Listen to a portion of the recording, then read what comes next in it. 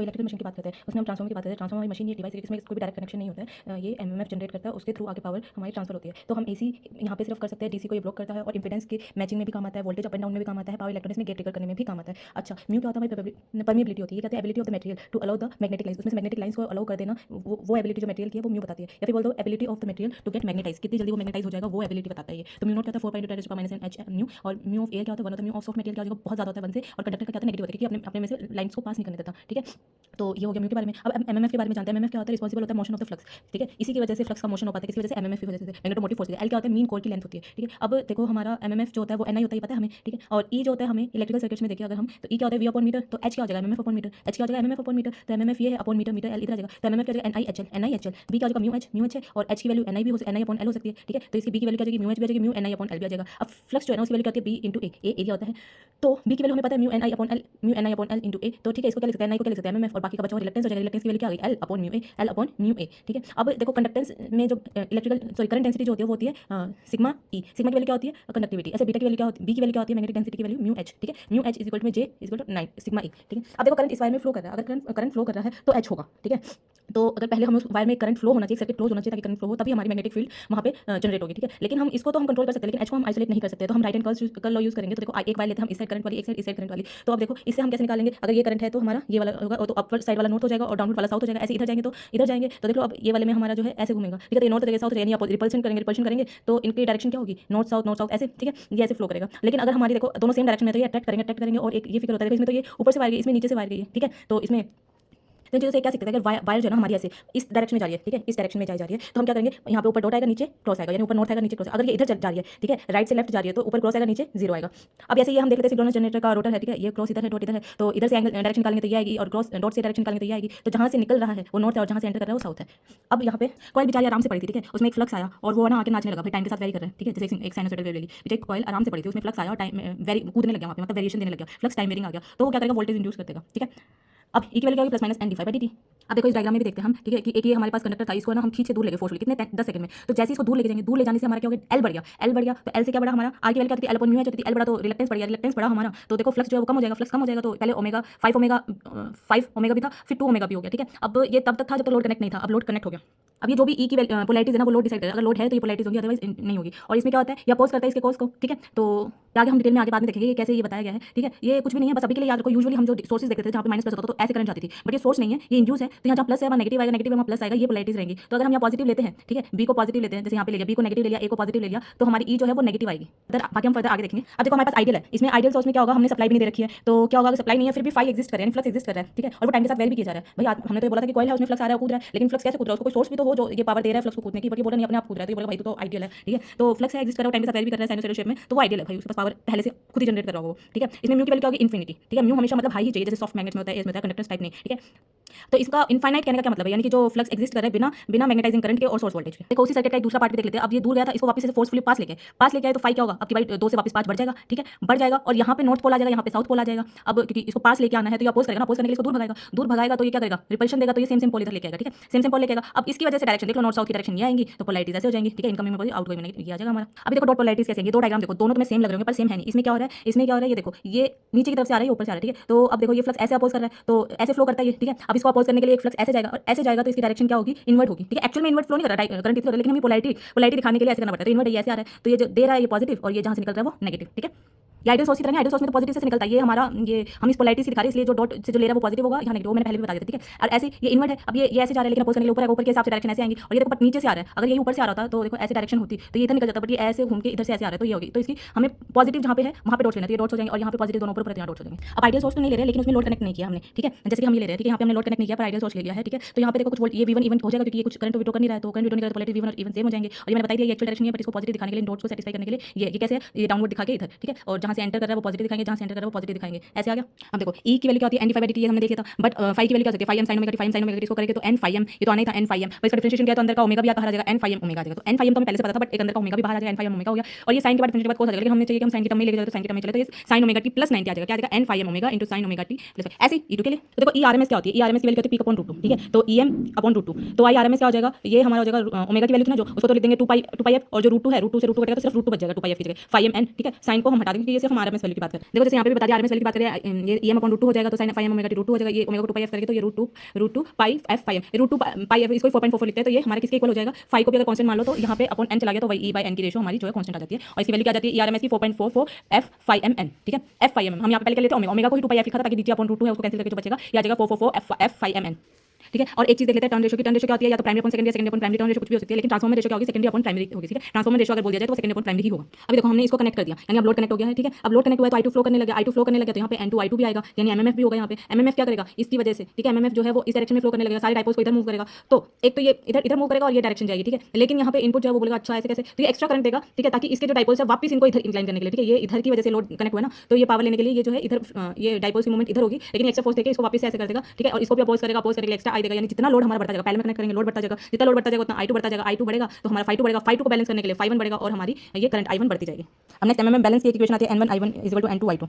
MMF balance के बाद क्या होता है, transformer can be operated in a magnetic subtraction polarity, subtractive polarity, ये याद रखना, एमएमएफ बैलेंस करने के लिए मैग्नेटिक सबट्रैक्टिव पोलैरिटी में होगा, यानी कि एक डॉट से अगर एंटर कर रहा है तो दूसरे डॉट से एग्जिट करना चाहिए, ठीक है। एक डॉट से एंट्री किया है तो दूसरे डॉट से हमारा एग्जिट करना चाहिए, ठीक है। फ्लेक्सिबल, एक डॉट से एग्जिट कर रहा है तो एक डॉट से एंट्री कर रहा है तो दूसरे डॉट से एग्जिट करेगा, ठीक है। ये देखो ट्रांसफॉर्मेशन V1 अपॉन ये ट्रांसफॉर्मेशन ये, लेकिन करंट के लिए क्या हो जाएगा I2 अपॉन I1। ऐसे ही हमारे यहाँ पे पावर बैलेंस होती है, पावर मतलब V1 I1 = V2 I2। देखो एक चीज नोट करना, जो हमारे ये E1 और E2 हैं ये दोनों हमारे सेम फेस में रहते हैं, ठीक है, हमेशा, और V2 और ये इस E2 के बीच में कुछ भी ड्रॉप नहीं हो रहा तो ये दोनों भी सेम पोलैरिटी में रहेंगे, कोई ड्रॉप नहीं हो रहा है क्योंकि यहाँ पे तो ये दोनों भी इक्वल रहेंगे। और हम कंसीडर करेंगे लोड हमारा RL लोड यानी लैगिंग जाएगा, यानी E हमारा लीड करेगा, I2 हमारा लैग करेगा। अब चलो डायग्राम बनाते हैं, ठीक है। सबसे पहले हमने 5 को किया, 5 को रेफरेंस मान लिया, ठीक है। अब इसके बाद हम किसको बना रहे हैं, E2 को बना रहे हैं। सबसे पहले E2 आएगा उसके बाद ही तो E1 आएगा क्योंकि लोड कनेक्ट किया, तो हम E2 को बना रहे हैं, ठीक है। ये हमारा E2 है पिंक वाला, ठीक है, ये बना है। लेकिन E1 की वैल्यू क्या होगी, अब E1 की वैल्यू देखिए E2 है और A की वैल्यू अगर हम 1 से ज्यादा ले लें तो ये E2 थोड़ा इससे ज्यादा देगा बट एंगल सेम रहेगा। और जो E है 5 से 90 डिग्री लीड पे याद करें, क्योंकि याद है हमें sin 90 + 5 मिल रहा था, 90 डिग्री लीड हो गया था क्योंकि उसको डिफरेंशिएट किया था तो ना E = NdΦ/dt, ठीक है। अब करंट जो होता है, अब करंट के लैगिंग करेगा क्योंकि RL लोड है, थोड़ा सा इससे लैग, थोड़ा सा पीछे चलेगा, थोड़ा सा पीछे चलेगा, सबसे ऊपर आ जाएगा। अब इसमें बड़ा E1 है तो यहाँ पे I2 होगा, ठीक है। इस तरह से हम बना लेंगे। अब देखो फेजर की बात करते हैं, रेफरेंस हमने फ्लक्स को लिया है और बड़ा हमारा क्या है E1 है, छोटा E2 है और E1 V1 के इक्वल है, कोई ड्रॉप नहीं ले रहे हैं इनके बीच में, और ऐसे E2 V2 के इक्वल है और हमारा ये लैग करेगा I1 और E2। और देखो यहाँ पे दोनों के जो पावर फैक्टर है, सोर्स पावर फैक्टर और लोड पावर फैक्टर एंगल्स ये दोनों सेम रहेंगे, यानी cos ∅1 = cos ∅2 आइडियल ट्रांसफार्मर के लिए। देखो हमें ये क्वेश्चन दिया हुआ है, इसमें हमें करेक्ट रिप्रेजेंटेशन बतानी है इन तीनों में से किसकी है। उससे पहले एक चीज देखते हैं, देखो अगर हमारा नॉर्थ लेफ्ट हैंड साइड में होगा और साउथ राइट हैंड साइड में, यानी कि हम नॉर्थ से साउथ की तरफ जा रहे हैं, ऐसे नॉर्थ इधर है साउथ इधर है, तो हमारा करंट अपोजिट अपवर्ड डायरेक्शन में होगा। और अगर ये हमारा नॉर्थ इस साइड हुआ साउथ इस साइड हुआ, यूजुअल से अनयूजुअल, तो हमारा करंट जो है डाउनवर्ड डायरेक्शन में होगा। तो अब हम यहाँ पे देखते हैं, ये देखो हमारा नॉर्थ इधर यहाँ पे है तो ये डाउनवर्ड होगा, यहाँ पे भी नॉर्थ इधर है तो डाउनवर्ड होगा, नॉर्थ इधर है तो अपवर्ड, नॉर्थ इधर है तो डाउनवर्ड, नॉर्थ इधर है तो अपवर्ड, नॉर्थ इधर है तो डाउनवर्ड, नॉर्थ इधर है तो अपवर्ड और इधर है तो अपवर्ड। अब यहाँ पे करेक्ट रिप्रेजेंटेशन कैसे चेक करनी है, हमने एमएमएफ बैलेंस इक्वेशन में देखा था कि हमारा फ्लक्स की डायरेक्शन जो है मैग्नेटिक सबट्रैक्टिव मोड में होनी चाहिए, तो ये सबट्रैक्टिव मोड में चलेगा हमारा। ये देखो ये दोनों सबट्रैक्टिव मोड में एक दूसरे से कभी भी टकरा सकते हैं, ठीक है। ऐसे ये दोनों अपोजिट डायरेक्शन में चल रहे हैं तो ये भी मैग्नेटिक सबट्रैक्टिव मोड में, लेकिन ये दोनों जो है एक दूसरे के पीछे पैरेलली चले जा रहे हैं, ठीक है। दोनों के दोनों क्लॉकवाइज मोशन में, ये भी दोनों क्लॉकवाइज मोशन में, तो ये हमारा करेक्ट रिप्रेजेंटेशन है ना, ये हमारा करेक्ट रिप्रेजेंटेशन। ये देखो अभी हमें यहाँ क्वेश्चन दे रखा है, यहाँ पे वोल्टेज दे रखी है और एक्स और वाई के बीच में वोल्टेज फाइंड आउट करनी है। अब यहाँ पे पहले तो हम कैलकुलेट करते हैं, ठीक है। अब देखो पहले तो इसको हमें यहाँ ट्रांसफर करना पड़ेगा। अब यहाँ पे ट्रांसफर करना है तो ए की वैल्यू क्या होगी, फाइनल माइनस डेस्टिनेशन, 100/200 × 100, ठीक है। ये देख सकते हैं हम 100/200 × 100, E1 की वैल्यू E2 की वैल्यू आ जाएगी, यहाँ से ऐसे E3 की वैल्यू निकाल लेंगे। हमने देखा जहाँ पे डॉट में पॉजिटिव पोलैरिटी निकालेंगे, दोनों पॉजिटिव पॉजिटिव डॉट आ रहे हैं, एक्स भी पॉजिटिव है वाई भी पॉजिटिव, दोनों सब्ट्रैक्टिव होंगे, तो हमारा ये 40 आ रहा है मान लो, और ये हमारा ये भी 40 आ रहा है, ठीक है। तो एज्यूम कर लेते हैं 40 आ रहा है और ये सब्ट्रैक्ट होकर 0 हो गया, तो ये तो हमारा यानी कि इसमें ये 0 क्यों आ रहा है वोल्टेज में, भाई वाइंडिंग में टर्न्स तो है ये प्रॉपर, बिकॉज हमारी पोलैरिटीज जो है वो गलत कनेक्ट है, इसने ऐसे ऐसे रोटेट करते करते फिर वाइंडिंग को अपोजिट डायरेक्शन में रोटेट करने लगा। तो इसकी एक कंडीशन तो ये होनी चाहिए कि हमेशा वाइंडिंग्स जो है सेम डायरेक्शन में रोटेट होती रहनी चाहिए। देन ये डॉट पोलैरिटी हमारी यहाँ आती तो ये होता कि ये 40 टोटल 180, देन हमारा ये करेक्ट पोलैरिटी रिप्रेजेंटेशन होती है। देखो अब लिंक जो होता है उसमें पहले एलवी हम पहले एलवी वाइंडिंग्स लपेटते हैं, उसके बाद एचवी वाइंडिंग्स लपेटते हैं। ऐसा क्यों, क्योंकि हमें इसमें क्या होता है वोल्टेज जो है हमें आउटपुट में मैक्सिमम आउटपुट मिलती है, अदरवाइज हम नीचे एचवी लेंगे और उसके ऊपर एलवी अटैच तो हमें इंसुलेशन भी बहुत हाई देनी पड़ेगी और सेकंडली हमें वोल्टेज आउटपुट भी 6.6 मिलेगी। तो देखो इंटरनल जो वाइंडिंग्स है वो 6.6 और आउटर में दोनों का डिफरेंस, ठीक है। बाहर वाली क्या 11 के भी है तो कितना देगा 11, लेकिन अगर अंदर 11 होता और बाहर क्या होता 11 - 6.6 तो ये कटता तो लास्ट में कितना बचता, यानी आउटपुट कितनी कम वोल्टेज आ रही है, इसलिए नीचे एलवी लेते हैं ऊपर एचवी वाइंडिंग्स करते हैं। यहाँ पे देखो इंपेडेंस ट्रांसफॉर्मेशन की बात करते हैं, जब इवन होता है हमारा इक्वल टू हमेशा ए मल्टीप्लाई होगा, ए क्या होगा जहाँ पे हम आउटपुट अपॉन इनपुट, ठीक है, आउटपुट अपॉन इनपुट A2 और जो आई है उसमें अपॉन में हो जाएगा और जेड में ए स्क्वायर में आ जाएगा। इस एक्ट लाइक का दूरबीन मैग्नीफाई या डिमिनिश करने का काम आता है, नेचर को चेंज नहीं करता है, लाइक आरएल को आरएल से कन्वर्ट नहीं करेगा जैसे कि काइनेटिक करता है। अब देखो प्रैक्टिकल ट्रांसफॉर्मेशन की बात करते हैं, प्रैक्टिकल आइडियल ट्रांसफॉर्मेशन में हम इन्फिनिटी लेते हैं, परमिटिविटी इन्फिनिटी लेते हैं कि वो एबिलिटी कितनी है मटेरियल की, वो जो फ्लक्स लाइन्स है उनको अपने अंदर से पास करा सकता है, तो इसकी इन्फिनिटी नहीं रहेगी। और वहाँ पे फ्लक्स का अपने आप सेटअप हो रहा था कोर में, लेकिन यहाँ पे जब मैग्नेटाइजिंग करंट नीडेड है to set up the flux in the core, और कोर जो है इज नॉट लॉसलेस होगा, वाइंडिंग्स में भी रेजिस्टेंस होगा और फ्लक्स लीकेज भी प्रेजेंट होगी। अब देखो अगर हमारा लोड यहाँ पे कनेक्ट नहीं है तो स्टिल एक आई नोट करंट जो है विड्रॉ होगा, वो आई नोट करंट जो फ्लक्स जनरेट करेगा, आई नोट यहाँ पे ये ड्रॉ करिए बिकॉज वाइंडिंग में कुछ लॉसेस होंगे, बिकॉज ये प्रैक्टिकल हमारा ट्रांसफॉर्मर है, तो आई नोट की वजह से यहाँ पे कोर पे जो फ्लक्स सेटअप होगा वो होगा यहाँ पे N1 × N1 * I note. Although I note जो होता है वो 2 to 5% होता है फुल लोड करंट के, ठीक है। तो ऐसा एग्जाम करो अगर ये 100 एम्पीयर है तो आई नोट की वैल्यू मात्र 2 एम्पीयर 5 एम्पीयर होगी, तो इसकी वजह से जो ड्रॉप होगा वाइंडिंग्स में वो भी बहुत नेगलिजिबल होगा। देखो आई नोट यहाँ से रोटेट कुछ I1 यहाँ से हम विड्रॉ करें, आई नोट इन वाइंडिंग्स में गया तो ये जो ड्रॉप होगा यहाँ पे RC और XM में वो बहुत मिनिमल होगा। और यहाँ पे देखो यहाँ से जो भी R और X की वैल्यू थी वो हमने यहाँ पे ट्रांसपोर्ट कर दी, तो ये A की वैल्यू जो है वो क्या होगी फाइनल माइनस इनिशियल तो फाइनल का n1 और इनिशियल का n2 है, तो ए की वैल्यू क्या होगी n1 अपॉन n2। ऐसे ही हमें v1 की वैल्यू क्या आ जाएगा, v1 की वैल्यू v2 जो हमारा ये इंड्यूस्ड ईएमएफ है वो, या फिर ट्रांसपोर्टेड वोल्टेज, और प्लस i2 डैश इंटू ये r equivalent plus j x equivalent. इसको हम कैसे लिख सकते हैं, z equivalent into angle theta भी लिख सकते हैं। अब देखो z equivalent into theta angle लिख सकते हैं। थीटा एंगल की वैल्यू क्या है, tan inverse imaginary part upon real part. Imaginary part का x इक्विवेलेंट और रियल पार्ट का r इक्विवेलेंट, ठीक है। तो थीटा इक्विवेलेंट की वैल्यू क्या होगी, tan inverse x equivalent upon r equivalent, ठीक है। थीटा इक्विवेलेंट ये हो गया हमारा, सॉरी ये हो गया थीटा इक्विवेलेंट, ठीक है। v2 जो z और x के बीच में होगा, ठीक है। यहाँ से z इक्विवेलेंट आ जाएगा। लेकिन वोल्टेज और करंट के बीच में जो लैगिंग करंट होगा ये पावर फैक्टर देता है, और जो इनिशियल मतलब सोर्स वोल्टेज और फाइनल वोल्टेज v1 और v2 के बीच में जो एंगल होता है वो लैगिंग होता है। अब देखो यहाँ पे हमें नोट करना है कि कैपेसिटर जो होता है उसमें जो रिएक्टेंस होता है वो हमेशा नेगेटिव में शो करते हैं, माइनस जो कैपेसिटर होता है रिएक्टेंस नेगेटिव में शो करते हैं। डेल हमारा लोड एंगल था, फाई 2 जो था वो पावर फैक्टर था, और थीटा इक्विवेलेंट जो था tan inverse x equivalent upon r equivalent, ये हमारा थीटा इक्विवेलेंट था, ठीक है। जब हम i की वैल्यू निकालते हैं तो वोल्टेज जो सोर्स वोल्टेज होता है वो 0 एंगल होता है, z इक्विवेलेंट की वैल्यू थीटा इक्विवेलेंट आ गई। तो हमारा i की वैल्यू तो क्या आ गई 100% थीटा, और जो हमारा फेस एंगल था वो कितना आ गया 0 माइनस थीटा इक्विवेलेंट, और इसी को cos फाई करते हैं तो पावर फैक्टर आ जाएगा हमारे यहाँ पे। अब देखो हमें ये क्वेश्चन दे रखा है, यहाँ पे ट्रांसफॉर्मर हमने डिजाइन किया हॉट रोड स्टील लैमिनेशन का, जिसका b की वैल्यू 1.2 टेस्ला है, ठीक है। और हमने CRGO स्टील यूज किया लैमिनेशन में, तो उसकी b की वैल्यू आई 1.6 टेस्ला, ठीक है। यहाँ पे कोर का वेट दे रखा है और बाइंडिंग्स वायर्स का भी वेट दे रखा है। हमने बोला कोर मटेरियल की डेंसिटी सेम रहेगी, फ्लक्स सेम रहेगा और लेंथ सेम रहेगी। अब यहाँ पे देखो मैंने सारी इन्फॉर्मेशन नोट डाउन की हुई है। अब यहाँ पे हमें फाइंड आउट करना है कि जब हमने इस मटेरियल को चेंज किया, मतलब हॉट रोल से CRGO पे गए, तो हमारी मटेरियल की सेविंग कितनी हो रही है, b के चेंज होने से। b थोड़ा सा इंक्रीज हुआ 0.4 टेस्ला, तो उसकी वजह से कितना परसेंट हमारी सेविंग होगी, ठीक है। वेट क्या होता है, डेंसिटी इंटू वॉल्यूम, वॉल्यूम का एरिया अपॉन लेंथ। अब देखो लेंथ सेम है, डेंसिटी सेम है, तो कोर का वेट जो एरिया के प्रोपोर्शनल आ गया, और जो area inversely proportional b a equal to में 5 सेम दे रखा है हमें यहाँ पे। तो b क्या इनवर्सली प्रोपोर्शनल एरिया के, तो कोर का वेट जो होता है प्रोपोर्शनल होता है एरिया, जितना भी वो जो हमारा कोर होगा उसमें उसका एरिया कितना होगा, और इनवर्सली प्रोपोर्शनल होता है b के, ठीक है। अब यहाँ से हम रेशो निकाल सकते हैं CRGO अपॉन हॉट रोल्ड की, यहाँ पे कोर वेट की रेशो निकालेंगे तो आ जाएगा। अब परसेंटेज सेविंग निकालते हैं मटेरियल की, कैसे निकालेंगे, 1 minus core weight of CRGO, जो हमने फाइनली इसको रिप्लेस करके ये हमने मटेरियल यूज किया है, तो final minus initial 1 minus core weight CRGO upon core weight of HR into 100। और हमें पता है ये b जो इसके इनवर्स होता है, तो ये भी लिख सकते हैं 1 minus b of HR upon b of CRGO into 100। तो हमारी परसेंटेज मटेरियल सेविंग कितनी आ गई 25%, यानी सिर्फ 0.4 टेस्ला चेंज होने से हमारा 25% मटेरियल की सेविंग हो गई। अभी तक हम कोर की बात करते हैं, हम कॉपर सेविंग की बात करते हैं। कॉपर सेविंग में क्या होगा, देखो ये हमारा कोर है, उसकी कम थिकनेस है और ये मोटा हमारा कोर हो गया, विड्थ बहुत मोटी है इसकी, ठीक है। तो इसमें क्या होगा, सेम हमारा ये वेट जो होगा डेंसिटी इंटू वॉल्यूम होगा, एरिया इंटू वॉल्यूम का एरिया इंटू लेंथ होती है। लेकिन इसमें देखो एरिया बनने के बाद सेम ही रहेगा, कोर का एरिया तो चेंज नहीं होता, डेंसिटी भी चेंज नहीं होगी, बट इसकी लेंथ चेंज होगी। लेंथ कैसे, लेंथ भी कौन सी, पर टन। ये देखो पर टन में इसमें लेंथ कितनी कम यूज हो रही है, इसमें बहुत ज्यादा यूज हो रही है, तो हमारी लेंथ जो है वो चेंज होगी। तो इसकी लेंथ जो है देखो सर्कुलर मोशन में करें तो कितनी आ जाएगी लेंथ 2πr। अब हम वेट ऑफ कॉपर की बात करें, पहले हमने वेट ऑफ कोर का ऑलरेडी हम फाइंड आउट कर चुके हैं, लेंथ ऑफ वायर होगी, लेंथ ऑफ 1 टन, एन भी सेम रहेंगे, जितने टर्म्स हमने पहले फिक्स करे वही रहेंगे, बस उसकी लेंथ जो है कम ज्यादा हो जाएगी, डिपेंड अपॉन द हमारा कोर मोटा है पतला है, ठीक है। और यही जो है इनवर्सली प्रोपोर्शनल होता है BM, under root of BM। तो weight of copper CRGO upon weight of copper HR, ये क्या होगा, इनवर्सली वहाँ पे इनवर्सली प्रोपोर्शन ऑफ B था, पर यहाँ पे इनवर्सली प्रोपोर्शन ऑफ B के साथ अंडर रूट BM भी है, ठीक है। Under root BM of HR upon BM of CR, और वो प्रोपोर्शन है R के। वहाँ पे किसके प्रोपोर्शन था, एरिया के, यहाँ पे किसके R के, R क्या है, रेडियस ऑफ द कोर, ठीक है। यहीं पे दोनों फॉर्मुलास को हमने कंपेयर किया, ये कॉपर के लिए था अभी जो फाइंड आउट किया under root of BM, inversely proportional पर अंडर रूट BM के, ये इनवर्सली प्रोपोर्शनल है BM के साथ, ये रेडियस के प्रोपोर्शनल है, ये एरिया के प्रोपोर्शनल। तो percentage saving of the copper material क्या हो जाएगी, कोर में तो वही थी, weight of the core of CRGO upon HR, ये वैसे यहाँ पे wait of copper of CRGO upon weight of copper of HR into 100। अब देखो हमने ये देखा CRGO में जैसे हम B इंक्रीज करते हैं तो परसेंटेज सेविंग ऑफ मटेरियल तो इंक्रीज हो जाती है, सिर्फ 0.4 टेस्ला चेंज होने से 25% हो गया, तो एफिशिएंसी भी इंक्रीज होगी, कोर में लॉसेस भी कम होंगे और रेगुलेशन भी इंप्रूव हो जाती है। अब देखो हमें ऐसे न्यूमेरिकल दे दीजिए जिसमें V/F रेशो कांस्टेंट है, तो उसके लिए हम क्या करेंगे, एक इक्वेशन याद रखनी है, ठीक है। वैसे तो हम डायरेक्ट भी निकाल सकते हैं, बट उससे हमें कैलकुलेशन बहुत ज्यादा हो जाएगी, ठीक है। PT जो टोटल हमारा कोर लॉसेस है वो क्या होते हैं, एडी करंट का coefficient F² upon KH into F होता है, ठीक है। तो उन दोनों में से F कॉमन लेके इधर आ गया, तो हमारी ये क्या बन गई, PT टोटल जो कोर के लॉसेस होंगे अपॉन फ्रीक्वेंसी करते वो वही आ जाएगा हमारा, और एडी करंट कोएफिशिएंट जो आएगा वो M हो जाएगा, और हिस्टैरिसीस वाला अलग रखना है, तो हिस्टैरिसीस वाला कॉम्प्लिकेटेड है, उसमें B की पावर x भी आती है, तो उसको कांस्टेंट के रूप में अलग रख दो, और एडी वाला जो वो M हो जाएगा, और फ्रीक्वेंसी जो है वो x हो जाएगी। अब देखो हमारे PT अपॉन F यहाँ पे y एक्सिस में दे रखा है, ठीक है, ये हमारा y है, और फ्रीक्वेंसी हमारी जो है वो x एक्सिस पे दे रखी है, तो हमें ये स्लोप दे रखा है, इस स्लोप से हमें KH जो है वो तो डायरेक्ट निकल जाएगा, यानी C की वैल्यू तो हमें डायरेक्ट पता चल गई है, डायरेक्ट कितनी है 10 है, और हमें किस फ्रीक्वेंसी पे निकालना है, देखो यहाँ पे हमें दे रखा है कि हमें 25 फ्रीक्वेंसी पे फाइंड आउट करना है, तो हम 25 फ्रीक्वेंसी पे फाइंड आउट करेंगे तो ये हमारा कैलकुलेट हो जाएगा। ऐसे अगर हम M स्लोप की वैल्यू निकालेंगे तो वो भी हम यहाँ से निकाल सकते हैं, ये क्या है PT अपॉन F है, ठीक है, वो किसके लिए 50 फ्रीक्वेंसी के लिए, और ये कितना है हमारा P2 अपॉन F2 है, वो है हमारा 0 फ्रीक्वेंसी के लिए, यहाँ पे इसकी स्लोप की वैल्यू 0 हो जाती है, हमें निकालनी किसकी 25 की, तो हमें ये देखना है PT अपॉन F की वैल्यू यहाँ पे क्या होगी, तो यहाँ पे स्लोप आ जाएगा नॉर्मल 15 अपॉन ये 10 तक है, और ये 50 अपॉन 0 तक नॉर्मल स्लोप जैसे निकालते हैं, ठीक है, और ये ऐसे निकालेंगे। और सिमिलरली अगर स्लोप के फॉर्म में ना दे रखा हो, अगर हमें ऐसे दे रखा हो, ठीक है, हमें PE की वैल्यू हमें निकालनी है, PE क्या है एडी करंट लॉसेस, तो कैसे निकालेंगे, ये जो स्लोप लिखा है उसको हम लिख सकते हैं PT अपॉन F1 PT जो हमारा टोटल कोर लॉस होगा उसको फ्रीक्वेंसी फर्स्ट से और टोटल कोर लॉस सेकंड होगा जो उसको फ्रीक्वेंसी 2 से, उन दोनों से सब्ट्रैक्ट करेंगे अपॉन फ्रीक्वेंसीज का डिफरेंस, ठीक है। ऐसे हमें KH जब हमें हिस्ट्री से निकालना है तो डायरेक्ट स्लोप था, अगर स्लोप ना हो तो हमें y पता है, m पता है, x पता है, उससे निकालेंगे। y की वैल्यू हमें पता है, फर्स्ट जो भी फ्रीक्वेंसी मान लो हम 50 के लिए निकाल रहे हैं, ठीक है, वही 50 उसी एक ही फ्रीक्वेंसी रखनी है, उसी फ्रीक्वेंसी पे हमें फाइंड आउट करना है, ठीक है। ये 50 के लिए PT upon F minus KE की वैल्यू हमने यहाँ से निकाल लिया, ठीक है, ये m था हमारा स्लोप था और F की वैल्यू आ गई, ठीक है। अब सी हमारा ये क्वेश्चन V/F रेशो थी हमारा, अब ये क्वेश्चन इजीली सोल्व हो जाएगा, ये y/mx की वैल्यू है यहाँ पे, और तो हम यहाँ पे इसको कैलकुलेट कर लेंगे। ऐसे ही हमारा सेकंड क्वेश्चन अगर जाता है जहाँ पे V/F की रेशो जो है कांस्टेंट नहीं है, ठीक है, यहाँ पे V/F की रेशो कांस्टेंट नहीं है, तो उस केस में क्या करेंगे, उस केस में हमें पता है जो एडी करंट लॉसेस होता है तो वो वोल्टेज के प्रोपोर्शनल होता है, जो हिस्ट्री होता है वो प्रोपोर्शनल होता है V की पावर 1/6 अपॉन में F की पावर 0.6। तो हम यहाँ पे लिख सकते हैं PT इक्वल टू में V1 अपॉन V2 का square whole square into PE1 और V2 अपॉन V1 का 1.6 इंटू F1 अपॉन F2, ये अपोजिट है क्योंकि डिनोमिनेटर में था F1 अपॉन F2 इंटू की पावर 0.6 इंटू PH1।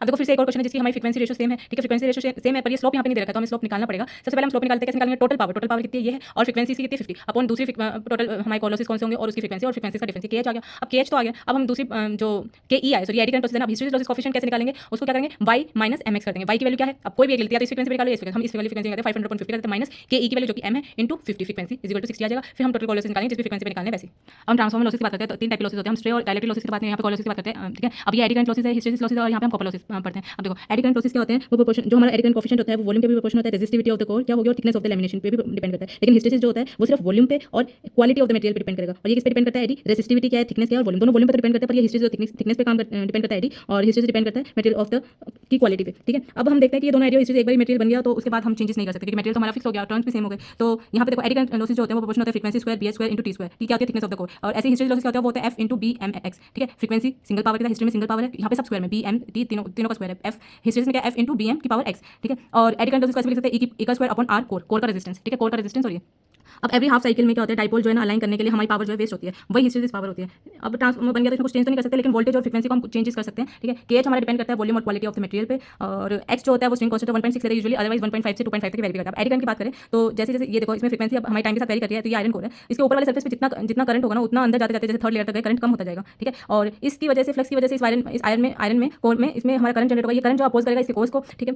तो अब देखो रेटेड वोल्टेज और फ्रीक्वेंसी मेंटेन करना मुश्किल होता है, क्यों मुश्किल, रेटेड वोल्टेज और फ्रीक्वेंसी हमारी मेंटेन नहीं रहती है, हमेशा एक रेंज में दी जाती है कि इस रेंज में हमें मेंटेन करनी है, ऐसा क्योंकि लोड तो हमारा वेरी करता है, हम लोड को फिक्स नहीं कर सकते, तो उसकी वजह से वो करंट ज़्यादा कम ड्रॉ करेगा। तो जनरेटर क्या है उसके अकॉर्डिंग लोड के अकॉर्डिंग करंट प्रोड्यूस करने के लिए टॉर्क को चेंज करता रहेगा, टॉर्क चेंज होगा तो जनरेटर की स्पीड चेंज होगी, तो हमारी efficiency regulation of the transformer और रेटेड फ्रीक्वेंसी एंड वोल्टेज हमारी वेरी करते रहते हैं अकॉर्डिंग टू द लोड। अब देखो फर्स्ट केस ले लेते हैं, हमारी वोल्टेज और फ्रीक्वेंसी दोनों वेरी कर रही है लेकिन उनकी रेशियो सेम है, तो हम ये क्या मानेंगे कि हमारा नॉन लीनियरली वो बिहेव कर रहे हैं। नॉन लीनियरली कुछ टाइम के लिए तो आईएम इंक्रीज होगा तो फ्लक्स इंक्रीज होगा, बट उसके बाद फ्लक्स हमारा सैचुरेशन मोड में चला जाएगा। अब देखो वी बाई एफ कांस्टेंट हुआ तो हमारा करंट कांस्टेंट हो जाएगा, ठीक है। V by F ratio constant होगी तो करंट कांस्टेंट हो जाएगा, करंट ये कांस्टेंट हुआ तो 5 प्रोपोर्शनल है बी के, बी एम भी कांस्टेंट हो गया। हमें एडी करंट लॉसेस का फॉर्मूला क्या था, F square into V square, ठीक है, F square into B square, B constant हो जाएगा तो एफ स्क्वायर हो जाएगा, और एफ और वी की रेशियो कांस्टेंट है तो वी के भी प्रोपोर्शनल हो जाएगा। तो हमें एडी करंट लॉसेस में ये फॉर्मूला और हिस्टेरेसिस लॉसेस में ये प्रोपोर्शनल हो गया एफ के या फिर कह लो वी के, कब दोनों की रेशियो जो है कांस्टेंट होगी तब।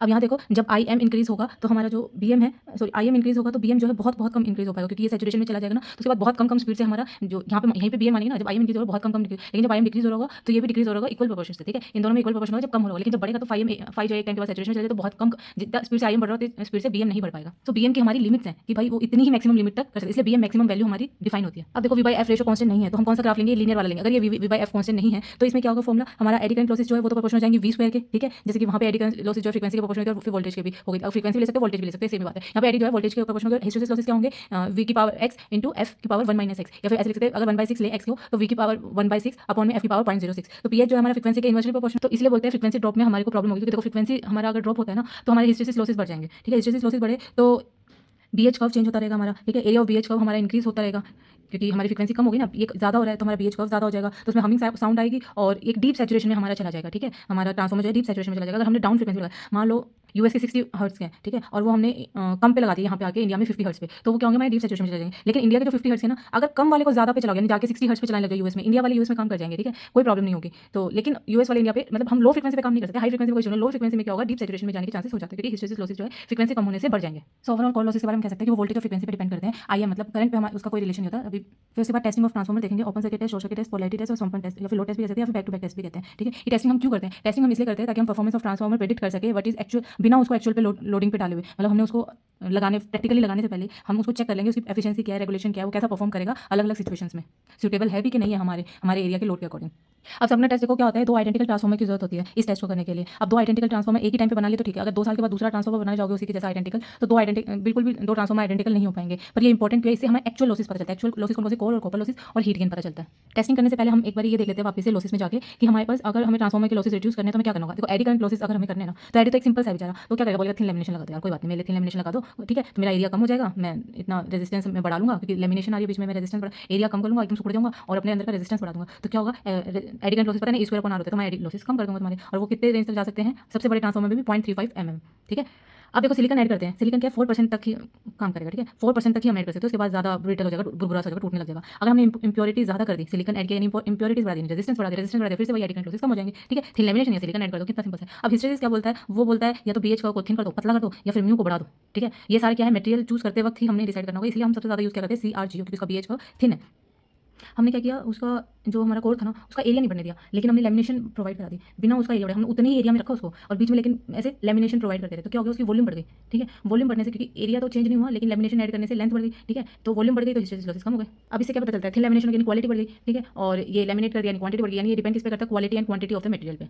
अब कॉपर लॉसेस की कोई बात करते हैं। कॉपर लॉसेस कौन से होते हैं, देखो, पी कॉपर लॉसेस कौन से होंगे, अब एडी करंट लॉसेस कौन से थे, ई स्क्वायर अपॉन आर। ठीक है, अब ये कैसे हो जाएंगे, आई स्क्वायर इंटू आर, यानी हीट टाइप के जो होते हैं ना। ठीक है, और सेम रहेगा प्राइमरी और सेकेंडरी दोनों के लिए, पी कॉपर लॉसेस। अब देखो, जैसे ही लोड चेंज होगा, करंट वेरी करता है, तो वेरिएबल लॉसेस भी बढ़ जाएंगे। पर ऐसा ऐसा हमारा आयरन लॉसेस में या फिर कह लो कोर लॉसेस में नहीं था, वो लोड पे डिपेंड नहीं करता था। लोड चेंज हो रहा है तो कुछ वेरिएशन होंगे, नहीं, हमने कहा था वोल्टेज पे चेंज करेगा और फ्रीक्वेंसी पे चेंज करेगा, लेकिन लोड चेंज होने से हमारा करंट चेंज होता है, तो इसलिए कॉपर लॉसेस होंगे। देखो, वो ना तो करंट पे डिपेंड करता था ना लोड पे डिपेंड करता था, ये लोड और करंट दोनों पे डिपेंड करता है क्या, कॉपर लॉसेस। और हाँ, ये टेम्परेचर पे भी डिपेंड करेगा, क्योंकि लोड इंक्रीज होने से टेम्परेचर भी बढ़ सकता है, तो उस पर भी डिपेंड कर सकते हैं। अब देखो, पी कॉपर लॉसेस जो है ना, आई स्क्वायर के प्रोपोर्शनल होते हैं, और अगर हम इसको ये भी कह सकते हैं कि I square into V rated square के प्रोपोर्शन होता है, यानी एस स्क्वायर के प्रोपोर्शन होता है। यानी पी कॉपर लॉसेज जो होते हैं आई स्क्वायर या फिर आई स्क्वायर इंटू वी रेटेड का होल स्क्वायर या फिर एस स्क्वायर के प्रोपोर्शन होते हैं। तो हम देख लेंगे कॉपर किस जो कॉपर लॉसेज जितने ऑपरेटिंग टाइम पे और फुल लोड के केसेस में हम क्या निकालेंगे, एस ऑपरेटेड अपन एस फुल का होल स्क्वायर या फिर आई ऑपरेटेड अपन आई फुल लोड का होल स्क्वायर। ये फॉर्मूला याद रखना। ठीक है, नेक्स्ट है स्ट्रे लोड लॉसेज। इसमें क्या होगा, ट्रांसफॉर्मर लोडेड होगा तो लीकेज होगा, पता है ना, लीकेज तो हमेशा ही होता रहता है, पर ये कब होगा, जब ट्रांसफॉर्मर पर कुछ लोड होगा तभी तभी लीकेज आएगा, वरना लीकेज नहीं होता। यानी फ्लक्स जब भी लिंकेज आएगा तो कब आता है फ्लक्स लिंकेज, जब आई लोड आएगा। ठीक है, आई लोड आते ही लिंकेज फ्लक्स जनरेट हो जाएगा, उसकी वजह से लिंकेज इंक्रीज होगा, तो हमारे लॉसेस ये बढ़ जाएंगे। ये इसे kind of stray load losses को एडी करंट लॉसेस भी कह सकते हैं। ये सेम है, बस ये कोर स्ट्रे लोड एडी जो है वो कोर में होता था, स्ट्रे लोड लॉसेस कोर के अलावा जो बाकी के ट्रांसफॉर्मर के मटेरियल पार्ट्स है वहाँ पे होता है, लाइक टैंक, चैनल, बोल्ट्स और कंडक्टर्स में। अब ट्रांसफॉर्मर में ऑयल देखो 4 टाइप के यूज होते हैं, नेप्थ्रिक होता है, पैराफिनिक होता है, वेजिटेबल होता है, सिलिकॉन बेस्ड ऑयल होता है। अब सिलिकॉन बेस्ड तो बैन है, क्योंकि ये हमारे हेल्थ के लिए हैजार्डियस है, क्योंकि ऑयल को बार बार चेंज करना पड़ता है, उसको जहाँ पे डिस्पोज करेंगे वो एनवायरमेंट को हानि पहुंचाता है। ये वेजिटेबल जो ऑयल है वो कॉस्टली है। पैराफिनिक को ज़्यादा यूज नहीं करते, क्योंकि सर्दियों में जम जाता है, वैक्स इसमें ज़्यादा होती है, इसलिए पैराफिनिक को ज़्यादा अवॉइड करते हैं। नेप्थलिक ऑयल जो होते हैं इसमें वैक्स कम होता है, ये सबसे अच्छी क्वालिटी, हालांकि उससे अच्छी क्वालिटी का सिलिकॉन बेस्ड, बट ये हैजार्डियस है। अब मैंने टेस्टिंग स्टार्टिंग में बताई थी, बीच में हम कॉपर लोड लॉसेस और उनकी बातें करने लगे। ठीक है, अब टेस्टिंग में मैंने पहले बताया था कि उसको एक्चुअल लोड किए बिना ट्रांसफॉर्मर को उसकी परफॉर्मेंस चेक करते हैं, ताकि हम एफिशिएंसी, रेगुलेशन, लॉसेस और पावर आउटपुट हम कैलकुलेट कर सकते हैं। सबसे पहले ओपन सर्किट टेस्ट की बात करते हैं। ओपन सर्किट टेस्ट जो होता है ना, अब देखो एचवी साइड तो ओपन रखते हैं, एलवी साइड पे करते हैं, ओपन है भाई। ठीक है, किसी को कोई दिक्कत नहीं देता है। ठीक है, ओपन है तो इसको जाके तो इसके आसपास भी लोग थोड़े इसको फिर क्या है, हाई उस ओपन, तो इसको हाई लेवल वाले ही अप्रोच करेंगे। ठीक है, ओपन को एचवी साइड ओपन रखेंगे, एलवी वाले पे काम करेंगे। ठीक है, एलवी वाले काम करते हैं क्या क्या क्या, वी रेटेड और फ्रीक्वेंसी रेटेड, इस पे काम करते हैं, इस पे वी रेटेड पे और फ्रीक्वेंसी रेटेड पे। अब ऐसा क्यों हम लो वोल्टेज पे टेस्ट करते हैं, क्योंकि देखो लो वोल्टेज पे हम जो इक्विपमेंट्स लगाएंगे, फिर वोल्टमीटर, एमीटर और पावर फैक्टर जो होगा वो लो वोल्टेज का लगाएंगे, तो हमारी कॉस्ट कम आएगी, क्योंकि उसी पे हम टेस्ट करेंगे ना। लो वोल्टेज पे हम क्यों जाएंगे हाई वोल्टेज के इंस्ट्रूमेंट्स लगाने, इतना बड़ा बड़ा साइज होगा, कॉस्ट इंक्रीज होगी, इसलिए एलवी साइड पे टेस्ट करते हैं और एचवी साइड को ओपन कर देते हैं। ठीक है, याद रखना ओपन है तो ओपन में कौन से लोग जाते हैं, हाई क्वालिटी वाले लोग जाते हैं भाई। ठीक है, वी रेटेड और एफ रेटेड पे करेंगे, कॉस्ट कम रहेगी, एलवी साइड करेंगे तो। और ये इसमें क्या निकालते हैं, कोर लॉसेस निकालते हैं, वो भी रेटेड पे। ठीक है, और इसमें कैलकुलेट क्या करते हैं, आरसी और एक्सएम कैलकुलेट करते हैं। ठीक है, आरसी और एक्सएम ये देखो, ये दोनों पहले में होते हैं, यहाँ पे नो लोड करंट आता है, यहाँ पे आईसी चला जाएगा, यहाँ पे आईएम चला जाएगा। अब देखो यहाँ पे लो पावर फैक्टर का वोल्टमीटर यूज करते हैं, वो कैसे होगा, ये पीसी कॉइल और ये करंट कॉइल, देखो ये ऑलमोस्ट देखा जाए तो सीरीज में है। ठीक है, low power factor voltmeter use करेंगे।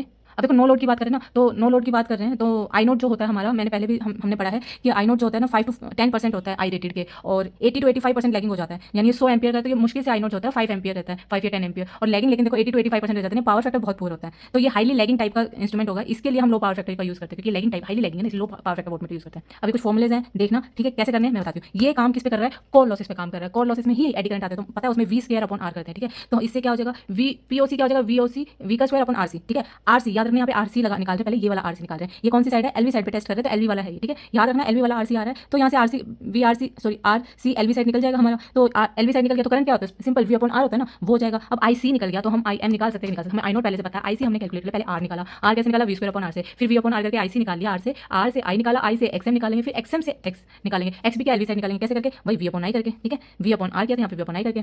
फिर क्या होता है, पीओसी क्या होता है, VOC into IOC cos phi, तो यहाँ से कोस फाई की वैल्यू आ जाएगी पीओसी अपॉन वीओसी आईओसी। ठीक है, और अगर हमें देखो डायरेक्ट अगर हमें आई एम निकालना है तो पहले तो कोस फाई निकालो, क्योंकि ये तीनों वैल्यू तो दे रखी है। ठीक है, क्या कैसे, पीओसी अपॉन में VOC upon I VOC into I note, POC upon VOC into I note. ठीक है, इससे कोस फाई आ जाएगा, कोस फाई आ जाएगा। फिर साइन फाई की वैल्यू याद रखो क्या होगी, यहाँ से फाई से साइन फाई भी आ जाएगा। फिर इसकी वैल्यू क्या होती है, I am upon I note, क्या वैल्यू होती है, इमेजिनरी पार्ट अपॉन जो हमारा हाइपोटेनस होता है आई नोट मीन करंट है ना, और ये इमेजिनरी पार्ट का करंट है आई एम। ठीक है, तो क्या आ जाएगा, I am upon I note. तो नो लोड पावर फैक्टर पे तो हाईली लैगिंग होगा ही होगा। नेक्स्ट हम शॉर्ट सर्किट टेस्ट करते हैं, ये हम एलवी साइड को शॉर्ट कर देते हैं। ठीक है, अब कंजर्वेटिव है, शॉर्ट रखते हैं तो एलवी लो खींचेंगे वहाँ पे। ठीक है, एलवी साइड होता है। ठीक है, इसके लिए हम क्या करेंगे, एक थिक वायर का यूज करेंगे, बस ये याद रखना, इसको शॉर्ट करते वक्त थिक वायर का यूज करेंगे। थिक वायर का हम क्यों यूज करेंगे बताओ, देखो पतला वायर होता है ना, तो उसमें पतले वायर के टर्न्स भी बहुत सारे लग जाते हैं, लगते रहते हैं लगाते रहो, पतला सा पता तो चलेगा नहीं, मोटा पेगा बहुत सारे टर्न लगाते रहो। और ये पतला वायर कहाँ यूज होता है, एचवी साइड में, क्यों, हाई वोल्टेज है तो करंट क्या होगा, लो होगा, लो करंट के लिए पतला वायर। ठीक है, देखो करंट ही तो डिसाइड करता है वायर की थिकनेस को, वोल्टेज से क्या डिसाइड करेगा, इंसुलेशन हमें इसे कितनी देनी है। ठीक है, वो जो बड़े बड़े तार आते हैं जनरेटर से, ठीक है, वहाँ पे हाई वोल्टेज में इंसुलेशन की जरूरत है, लेकिन हम तो घरों में हाई करंट, ठीक है, लो वोल्टेज हाई करंट, इसलिए मोटा वायर यूज करते हैं। ठीक है, मोटा वायर यूज करते हैं, तो देखो हमने यहाँ पे मोटा वायर क्यों यूज किया, क्योंकि लो वोल्टेज है, करंट हाई होगा, इसीलिए हम करते हैं। ठीक है, ज़रा ये चीज़ देखो, अगर हमें ट्रांसफार्मर में ये लिखा हुआ है तो ये क्या 100 केवीए कहाँ की पावर होती है, ये यहाँ की होती है लोड की, आउटपुट की पावर होती है, ठीक है। और ये रेशो दे रखा है 1000/100, 1000/100, तो ये 100 यहाँ की पावर नहीं होती, ये लोड की साइड की यहाँ की 100 पावर होती है, ठीक है। अगर कहीं भी ये दे रखा ना तो इसको समझना, अच्छा ये लोड की यहाँ दे रखी है और ये रेशो दे रखा है, ये 100 यहाँ का है, ठीक है।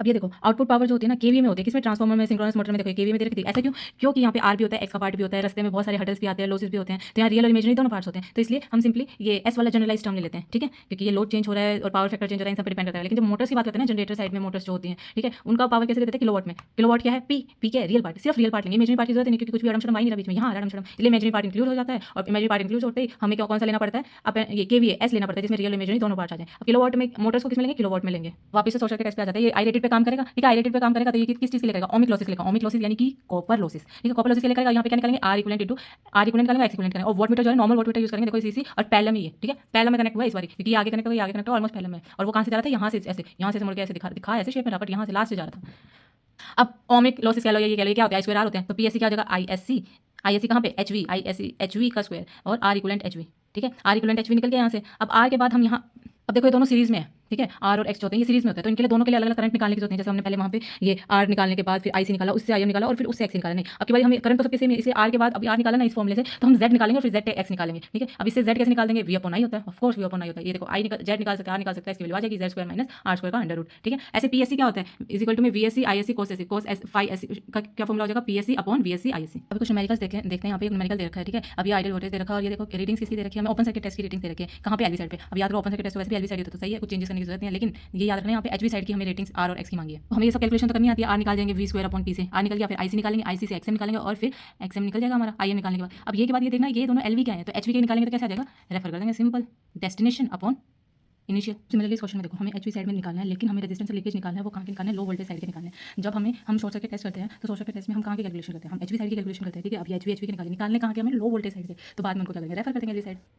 अब पर यूनिट इंपेडेंस निकालते हैं, पर यूनिट क्या होता है, रेटेड वैल्यूज़ के लिए निकालते हैं, ठीक है। रेटेड वैल्यू को ही बेस वैल्यू बोलते हैं, हाँ, जैसे कि हाँ, जैसे हमने चाइना में किसी ने बनाया, ठीक है, चाइना वाले ने इंडिया को भेजा और वो बाद में बेचने के बाद बोलते हैं मैं बेस वैल्यू नहीं बताऊंगा, तो फिर उस ट्रांसफॉर्मर का फायदा क्या, इसलिए ये रूल बनाया गया जो बेस वैल्यू रखी जाएगी वो रेटेड वैल्यू ही होगी, ताकि जैसे एम्प्लॉय है वो छोड़ के चला गया, ठीक है, और बोल दे भाई बेस वैल्यू की क्या थी, नया एम्प्लॉय है उसकी जगह पे, तो बोले मैं तो नहीं बता रहा, तो फिर उस ट्रांसफॉर्मर का फायदा है जब बेस वैल्यू कोई कैलकुलेशन नहीं हो सकती, इसलिए हम जनरली बेस वैल्यू को रेटेड वैल्यू रखते हैं। अब ये तो होगी देखो फालतू की बात है, अब मेन चीज़ करते हैं, मेन चीज़ क्या है कि जेड पर यूनिट जो होता है ना एचवी साइड में वो इक्वल होता है Z per unit of LV side का, ठीक है।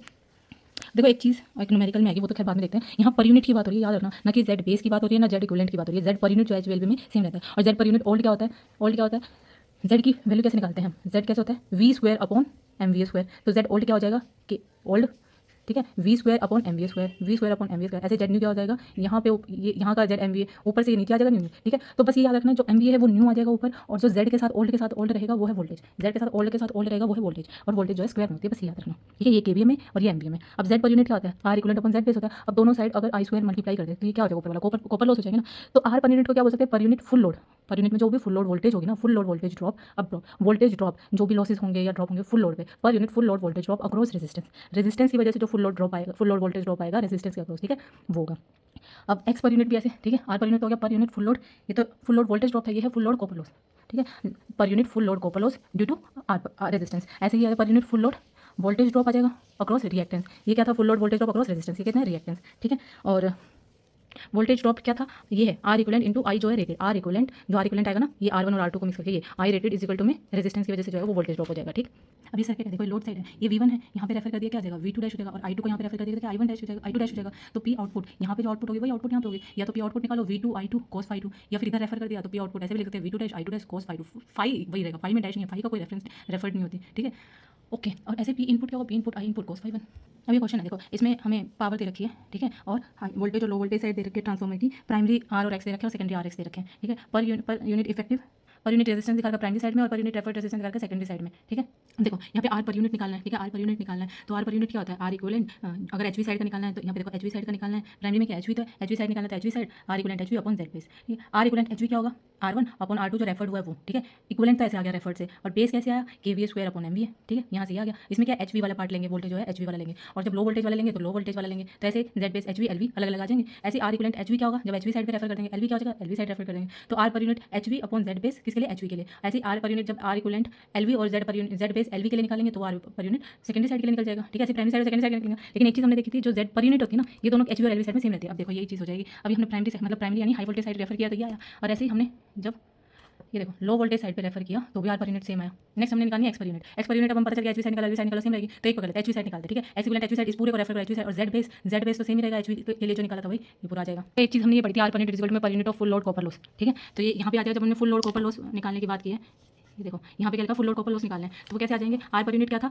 Per unit loss full load copper loss इस पर यूनिट है, और इसको नॉर्मल में कन्वर्ट करना है तो बेस क्या रहेगा, पी है ना, इसलिए बेस क्या रहेगा, जैसे एक्स के लिए जेड था यहाँ पे एस रेटेड आ जाएगा, एस रेटेड हमें गिवन है 250 MVA, ठीक है। आर पर यूनिट हमने निकाल ही लिया है, तो हम सी पावर ऑफ कॉपर निकालेंगे एट फुल लोड पे। अब नेक्स्ट पूछा है 3/4 of full load copper loss. अब कॉपर लॉस पता है करंट के प्रोपोर्शन होते हैं, करंट स्क्वायर के प्रोपोर्शन होते हैं, तो ये निकाल देंगे। एक तो 3/4 के लिए होगा 3/4 ऑफ फुल लोड करंट, और फुल लोड कॉपर लॉसेस क्या हो जाएंगे, फुल लोड के देखो फुल लोड से तो फुल लोड कैंसिल हो जाती है, 3/4 का स्क्वायर इंटू में फुल कॉपर के फुल लोड के लॉसेस, जो कि यहाँ पे हमने कैलकुलेट किया 1000। अभी शॉर्ट सर्किट के लिए कंडीशन देखते हैं, ठीक है। अभी हमें पता है जेड इक्विवेलेंट क्या होता है, V short circuit upon I short circuit, ऐसे जेड बेस क्या होता है, V rated upon I rated, तो जेड पर यूनिट क्या हो जाएगा, V short circuit upon I short circuit is equal upon में V rated upon I rated, ठीक है। एक तो ये टर्म हमें याद रखनी है, ठीक है। अगर हम आई शॉर्ट सर्किट इज इक्वल में आई रेटेड दे दिया, ठीक है, ये इक्वल दे दिया तो क्या आ जाएगी, V short circuit upon V rated आ जाएगी, किसमें करते हैं लो वोल्टेज साइड पे आता है, जेड पर यूनिट की वैल्यू हो गई V short circuit upon V rated, ये होगी लो वोल्टेज के लिए। और अगर बोल रखा है कि आई शॉर्ट सर्किट हमारा आई रेटेड के इक्वल है, तो ये होती है फॉल्ट के केस में कंडीशन, तो आई शॉर्ट सर्किट हमारा क्या हो जाएगा, आई रेटेड मतलब जेड पर यूनिट क्या होता है, I rated upon I short circuit, क्योंकि इनवर्स में ना इसीलिए, वरना तो यही होता है short circuit upon rated, rated क्या बेस के इक्वल होता है, ठीक है। ऐसे ही होना चाहिए I short circuit upon I rated, but क्या होता है यहाँ पे अपॉन में होता है, इसलिए 1 अपॉन जेड पर यूनिट आ जाएगा। ऐसे ही एमवीए की बात कर लें, एमवीए भी सेम ही रहता है, आई और एम बस आई को रिप्लेस करते हैं, MVA short circuit is equal to MVA rated upon Z per unit. ये किस केस में हो गया, फॉल्ट के लिए का शॉर्ट सर्किट और रेटेड इक्वल आ जाएंगे तब। ये कब होता है, लाइटनिंग के टाइम पे होता है, या फिर कोई भी वायर शॉर्ट सर्किट हो जाती है, तो वहाँ पे क्या होगा, करंट एक्सट्रीमली हाई हो जाएगा, एकदम करंट भी शॉर्ट सर्किट हो जाएगा। जब ये रेटेड करंट जो है शॉर्ट सर्किट वोल्टेज इक्वल हो जाएगी, तो उस टाइम पे क्या जाएगा, फॉल्ट आ जाएगा हमारे ट्रांसफार्मर में। उस फॉल्ट को कैलकुलेट करने के लिए ये चीजें यूज होती हैं। तो इस बेस पे न्यूमेरिकल दे रखा है, हमें पर यूनिट इंपेडेंस निकालना है जब 5% वोल्टेज रेटेड वोल्टेज की और 70% रेटेड। अभी तो सिंपल है, 5% किसके शॉर्ट सर्किट का 5% है, 5% हो गया, और आई शॉर्ट सर्किट क्या है 75% ऑफ रेटेड, 75% ऑफ रेटेड हो गया, कैलकुलेट कर लो। अभी देखो यहाँ पे बोल रहा है terminal shorted by a thick wire. अभी क्या हाई वोल्टेज टेस्ट की मतलब शॉर्ट सर्किट टेस्ट की कंडीशन है, शॉर्ट सर्किट टेस्ट कहाँ पे करते थे, शॉर्ट है तो वहाँ पे लो वोल्टेज साइड शॉर्ट करते थे, यानी एचवी साइड पे होता था, एचवी साइड पे होता था, तो हम कौन सी वोल्टेज यूज करेंगे यहाँ पे 2000 वाली, ठीक है। सबसे पहले क्या करेंगे, फॉर्मुला है हमारे पास V short circuit upon I V rated upon into में I rated upon I short circuit, ठीक है। हमें जेड पर यूनिट की वैल्यू दे रखी है, पर यूनिट ऑफ इंपेडेंस 0.05 ये दे रखी है, ठीक है। वी शॉर्ट सर्किट नहीं पता, लेकिन वी रेटेड पता है, वी रेटेड क्या है, ये है 2000, क्योंकि हमें हाई वोल्टेज साइड निकालना, वी रेटेड पता है। और क्या दे रखा है, ये देखो ये बोल रहा है कि जो हाई वोल्टेज है to be get rated current is 0.5 per unit दे रखा है, पर यूनिट दे रखा है, यानी कि इस पूरे की वैल्यू ये है ये है हमारा एक्चुअल वैल्यू और ये हमारा बेस वैल्यू, तो इसकी वैल्यू क्या दे रखी है 0.5, यहाँ पे 0.5 आ जाएगा, डिनोमिनेटर में जाएगा ना, ये अपॉन बेस उल्टा है नहीं, क्योंकि 0.5 आ जाएगा, तो हम यहाँ से वी शॉर्ट सर्किट कैलकुलेट कर सकते हैं। नेक्स्ट करते हैं पोलैरिटी टेस्ट। पोलैरिटी टेस्ट इसलिए होती है, पैरेलल ऑपरेशन के लिए होती है, फिर ऑटो ट्रांसफार्मर के लिए होती है। ऑटो ट्रांसफार्मर को हम पॉलीफेज सर्किट भी कहते हैं। इसमें क्या होगा, सीरीज सब्ट्रैक्टिव पोलैरिटी होंगी या फिर एडिटिव पोलैरिटी भी कहते हैं। सीरीज सब्ट्रैक्टिव पोलैरिटी को कहते हैं जब दोनों पोलैरिटी सेम साइड में या तो ऊपर होंगी या फिर दोनों डाउनवर्ड्स में होंगी, ठीक है। और इनके बीच में फिर वोल्टेज निकालेंगे तो किस में आ जाएंगे, E1 - E2 में, इसलिए बोलते हैं सब्ट्रैक्टिव मोड में, ठीक है। अब इसमें देखो ये बाइंडिंग कैसे जा रही है, नॉर्मल ऊपर से ऐसे जा रही है, ठीक है। ऐसे ये भी कैसे जा रही है, नॉर्मल ऊपर से, ठीक है, ऐसे घूमते हुए जा रही है, और दोनों की यहाँ पे अंदर की डायरेक्शन क्या होंगी, इस साइड बाहर की तरफ भागते हुए दोनों, ठीक है। यहाँ से घुसा ऐसे घूमता हुआ और यहाँ से निकल गया, ये इन ये आउट, नॉर्मल है यहाँ पे है, और ये सब्ट्रैक्टिव मोड में है, इन दोनों का वोल्टेज का डिफरेंस आएगा। अब एडिटिव पोलैरिटीज क्या होती है, जब ये दोनों अपोजिट में जाती है, अपोजिट होते क्यों है, यार देखो यहाँ पे बाइंडिंग देखो, ये तो नॉर्मल वैसी है जैसे ऊपर से ऐसे जा रहा है यहाँ से घुसा, लेकिन यहाँ पे देखो नीचे से आ रहा है, नीचे से यानी इसने उल्टी बाइंडिंग की, यानी कि घुसा तो यहाँ से, लेकिन आउट कहाँ से हुआ, यहाँ से। अंदर की डायरेक्शन दोनों की साइड है, ये भी इधर है, ये भी इधर है, ये भी इधर है, ये भी इधर है, बट यहाँ पे उल्टा हो गया क्योंकि ये यहाँ से ऐसे उसके ऐसे निकल गए, जैसे ये यहाँ पे ऐसे निकल गए, ये ऐसे घूमता था और यहाँ पे ये ऐसे आया, ठीक है।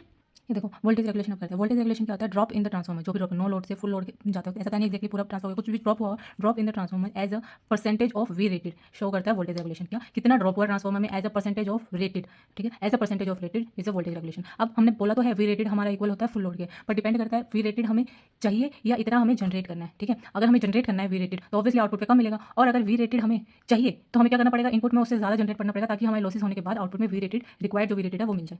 तो होता तो वी रेटेड भी फुल लोड के है, बट वो इस कंडीशन पर डिपेंड करता है वी रेटेड रिक्वायर्ड है या वी रेटेड डिमांडेड है। देखो वोल्टेज रेगुलेशन में जो होता है, अगर हमारा इस साइड देखोगे तो फुल लोड होता है और इस साइड होता है नो लोड, ये याद रखना, प्राइमरी साइड नो लोड, ठीक है, और लोड की साइड पे फुल लोड, ऐसे यहाँ पे नो लोड फुल लोड। अगर हम पूरे सर्किट को सेकेंडरी साइड पे हम ट्रांसफर करते हैं तो ये क्या होगा, नो लोड इधर आ जाएगा, नो लोड आ जाएगा, minus V of full load upon में वी रेटेड की साइड का सेकेंडरी साइड का है। और इसी तरह से अगर इसको प्राइमरी साइड पे पूरे सर्किट को ट्रांसफर करते हैं तो नो लोड तो इधर, ये नो लोड माइनस ये ट्रांसपोर्ट हमारा, ठीक है, तो हमारा वी फुल लोड जो भी हमारे यहाँ पे ट्रांसफर हो गया वो वी टैच अपॉन में वी रेटेड किसका होगा, प्राइमरी साइड का होगा। जो चेंजेस आएंगे यहाँ पे कि हमने कहाँ पे ट्रांसफर किया, सेकेंडरी साइड में तो सेकेंडरी का वी रेटेड और प्राइमरी में किया तो प्राइमरी का वी रेटेड। वोल्टेज रेगुलेशन का एक और फॉर्मुला होता है आर पर unit into cos phi 2 plus minus X per unit into sine phi 2, ठीक है। ये प्लस जो होता है वो लैगिंग लोड के लिए होता है, माइनस जो होता है लीडिंग लोड के लिए होता है। अब देखो कोस फाई जो होता है हमारा लोड पावर फैक्टर होता है, आर पर यूनिट हमने पहले देखा था कि per unit of full load voltage of across resistance होता है, एक्स पर यूनिट क्या होता है per unit of full load at voltage of at across reactance होता है। इन दोनों में क्या होता है, फेजर डिफरेंस होता है, इसलिए हमने यहाँ पे कोस कंपोनेंट और साइन कंपोनेंट हमने इंट्रोड्यूस किया। पॉजिटिव इसके लिए होता है लैगिंग के लिए और माइनस इसके लिए लीडिंग के लिए होता है। वोल्टेज रेगुलेशन जो होती है हमेशा मिनिमम होनी चाहिए, हम जितना ज़्यादा ड्रॉप को कम करेंगे उतना ज़्यादा हमारे लिए अच्छा है। वही देखो क्वेश्चन दे रखा है हमें, आर पर यूनिट दे रखा है, एक्स पर यूनिट दे रखा है, ठीक है, रेटेड वोल्टेज दे रखे हैं दोनों साइड पे। अब ये पहले क्वेश्चन में क्या बोल रहा है कि इफ प्राइमरी वोल्टेज जो है हमारी 6600 है, तो हमें सेकेंडरी साइड में टर्मिनल वोल्टेज निकालनी है इतने फुल लोड के इतने पावर फैक्टर पे लैगिंग पे, और अगर सेकेंडरी टर्मिनल पे वोल्टेज हमें निकालनी है under full load 0.8 power factor lagging, तो हमें ये सेकेंडरी की वोल्टेज दे रखी है अभी। अब सेकेंडरी की हमें क्या निकालनी है, प्राइमरी साइड की निकालनी है, ठीक है। अब सबसे पहले तो वोल्टेज रेगुलेशन निकालेंगे कि आर पर यूनिट, एक्स पर यूनिट दे रखा है हमें और पावर फैक्टर भी दे रखा है हमें, तो हम वोल्टेज रेगुलेशन कैलकुलेट कर लेंगे। फर्स्ट पार्ट में देखो हमें प्राइमरी वोल्टेज दे रखी है, ठीक है, और हमें सेकेंडरी टर्मिनल वोल्टेज निकालनी है। अब सेकेंडरी निकालनी है तो हम सेकेंडरी साइड ही रखेंगे, तो ये हमें वी रेटेड जो सेकेंडरी साइड का निकालना है, जो निकालना है जिस साइड का वही वी रेटेड रखेंगे, ठीक है। तो ये सेकेंडरी निकालना है, सेकेंडरी साइड का रखेंगे। तो सेकेंडरी का निकालना है, सेकेंडरी में क्या होता है, फुल लोड होता है ना, प्राइमरी में क्या बताया था, नो लोड होता है। अब फुल लोड हमें निकालना है, ठीक है, सेकेंडरी साइड का क्योंकि निकालना है, और सेकेंडरी साइड इसलिए 440 है, तो यहाँ पे 440 आ जाएगा, ठीक है। और हम ये भी इस तरीके से भी देख सकते हैं कि हमें प्राइमरी का 600 देगा, उसको रेफर करेंगे क्योंकि प्राइमरी में नो लोड होता है ना, प्राइमरी साइड का देखा वैसे तो 6600 देखा प्राइमरी साइड, लेकिन उसको रेफर क्या कर रहे हैं हम, सेकेंडरी साइड में कर रहे हैं, तो ये क्या जाएगा 440 आ जाएगा। तो ये वैल्यू आ जाएगी हमारी, ये हमने कैलकुलेट करी रखी वोल्टेज, अभी फुल लोड निकालेंगे हम। ऐसे नेक्स्ट क्वेश्चन में हमें क्या दे रखा है, सेकंड टर्मिनल की वोल्टेज हमें दे रखी है लैगिंग पावर फैक्टर में, ये सेकेंडरी की दे रखी है वोल्टेज, हमें क्या निकालनी है, प्राइमरी की निकालनी है। प्राइमरी की निकालनी है तो सेकेंडरी जब प्राइमरी में आएगा तो क्या आ जाएगा, 6600 आएगा। बोला ना मैंने, सेकेंडरी जब प्राइमरी में आएगा वो 6600 तो हो जाएगा, और सेकेंडरी दे रखा है हमें, सेकेंडरी कितना होता है हमारा, फुल लोड पे होता है ना, तो फुल लोड यही है हमारा, फुल लोड क्या है हमारा, ये तो है। हालांकि सेकेंडरी में कितना दे रखा है, 440 दे रखा है, लेकिन सेकेंडरी में है क्या, फुल लोड। फुल लोड कौन सा है, 6600, और हमें प्राइमरी का निकालना, प्राइमरी में होता क्या, नो लोड होता है, तो नो लोड हमारा कैलकुलेट हो जाएगा। ऑल्दो वोल्टेज रेगुलेशन हमें मिनिमम चाहिए, ये आइडियल कंडीशन नहीं है, फिर भी हम देखते हैं कि मैक्सिमम रेगुलेशन होता क्या होना चाहिए, प्लस होना चाहिए तभी होगा, एडिटिव होगा तो, यानी लैगिंग लोड पे मैक्सिमम वोल्टेज रेगुलेशन होगा, यानी हमें कभी लैगिंग पावर फैक्टर करना ही नहीं है, ना मैक्सिमम वोल्टेज रेगुलेशन करनी है, तो ये अनरिक्वायर्ड कंडीशन है। तो यहाँ पे tan थीटा तो क्या आ जाएगा, जो हम निकालते हैं imaginary upon real part, X per unit upon R पर यूनिट, तो हमारा कोस क्या हो जाएगा, यानी कि कोस हो जाएगा हमारा रियल अपॉन में हाइपोटेनस आर अपॉन जेड, ठीक है। ऐसे साइन भी हम निकालेंगे एक्स अपॉन जेड, बस ये याद रखना, ये जो हमने याद कर रखा है इमेजिनरी अपॉन रियल, और ये रियल अपॉन हाइपोटेनस। तो हमारी आर पर यूनिट की वैल्यू क्या, सॉरी वोल्टेज रेगुलेशन की वैल्यू क्या आ जाएगी, जेड पर यूनिट, ठीक है। मैक्सिमम रेगुलेशन के केस में आर पर वोल्टेज रेगुलेशन की वैल्यू होती है जेड पर यूनिट। ऐसे जीरो वोल्टेज रेगुलेशन के केस में क्या जाएगा, नेगेटिव आएगा, क्योंकि लीडिंग लोड के लिए, लीडिंग पावर फैक्टर लोड के लिए काम करेगा, नेगेटिव आ जाएगा, तो हमारा 10 क्या आ जाएगा, वैसे तो इमेजिनरी अपॉन रियल होता है, बट जीरो वोल्टेज रेगुलेशन के लिए क्या आ जाएगा, आर अपॉन एक्स आ जाएगा, रियल अपॉन इमेजिनरी आ जाएगा। ऐसे cos फाई क्या आ जाएगा, एक्स अपॉन जेड, वरना cos फाई हमें क्या चाहिए, आर अपॉन जेड चाहिए, यहाँ पे क्या चाहिए, एक्स अपॉन जेड। अब हमें पे रेगुलेशन निकालनी है, ठीक है। हमें सेकेंडरी साइड के टर्मिनल की वोल्टेज दे दिया इतनी इतनी आई है, पर एक्चुअल में थी कितनी, 100 थी, तो अब देख लो ना ड्रॉप कितने का हुआ है, 5 का हुआ है, 5 और थी कितनी 100, 5 अपॉन 100 कितनी आ जाएगी, 5%।